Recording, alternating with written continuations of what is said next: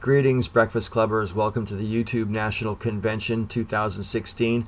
I'm Got That Funk. I'd like to thank you for joining me, and I'd also like to thank Landon for inviting me to speak at the conference this year. As a loony, lefty, tree-hugging hippie, it's been very difficult for me to decide how I'm going to vote in November, since it was clear that Bernie wasn't going to be the nominee. And I had decided to reserve judgment till after the conventions were over for the two main parties. Now, I have to say that I try very hard not to be overly swayed by speeches, either for the worse or for the better. I understand the dynamic at play, and so I also, know that these people don't write their own speeches anyway, so, Anyway, my point is, I have been persuaded that I probably will have to, in tears, vote for Hillary Clinton come November. And the reason I think that overshadows all my other major concerns, there's two. Number one, I have serious fears, and I know this might sound irrational to some of you, but I have serious fears that Trump has an intention of using nuclear weapons as a first strike to make some sort of statement against ISIS. And, take that for what it's worth. It's pure speculation. I'm recognizing that out front, right? But at the same time, I have this, it's just, when you add up some of the things he says, I find it's kind of like he's sort of speaking in code and giving you warnings about what he intends to do. Like he says, you have to go after their families. You can't just go after the terrorists. He says it's okay to kill civilians, to target civilians. He says that when he's president, he'll end the war fast. You won't believe how fast I'll end it. He's also said that he would embrace torture, not so much as a means of getting information, but just as punishment for being an enemy of the United States. These are not the utterances of a man who ought to be president of the United States. So, for reasons like that, I do conclude that, at the very least, even if my nuclear fears are unfounded, that he would be the worst despotic president in history. A very dangerous man, for sure. And the other reason is because the contemplation of Donald Trump picking any of the Supreme Court justices, really, but they're stalling on the one that's already due, so the next president's going to nominate at least one for sure. And Hillary's already said she'll continue with the nomination of Merrick Garland.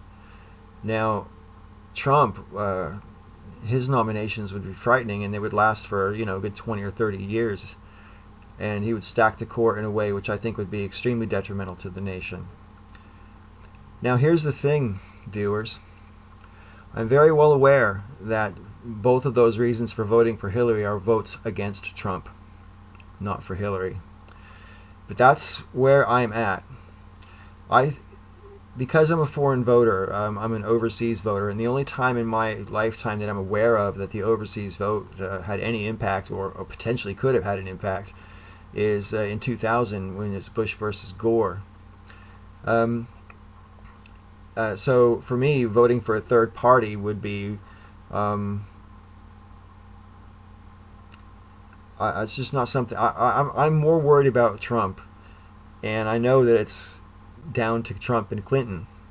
Now, I don't disparage anybody who wants to vote third party, and I do disparage people who push forth a notion that voting for third parties somehow makes it more likely that one of the main parties might have a advantage, depending on which sort of side. If conservatives might vote libertarian this year, progressive Democrats who were disillusioned because Bernie didn't get it might go for Jill Stein this year, or others.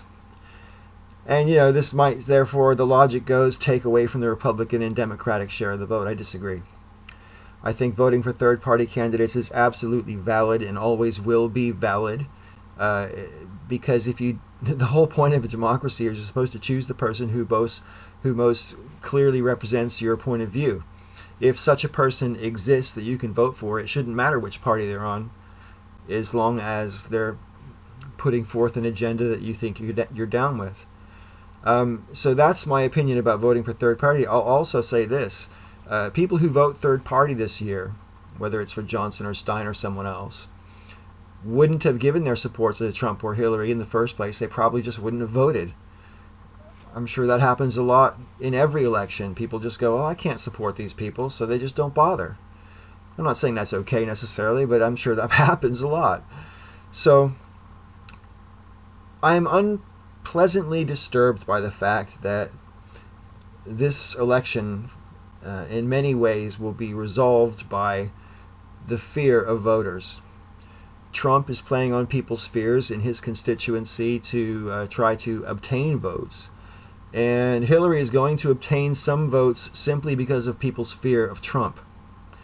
I don't like the fact that fear plays such a factor in this election. And it's on that thought I'd like to conclude my speech. I'd like to thank you for attending the YNC. Up next will be Sister Danger on The Breakfast Club. Please, let's discuss my comments with your comments down below. And I'll see you again next week. Thanks for watching.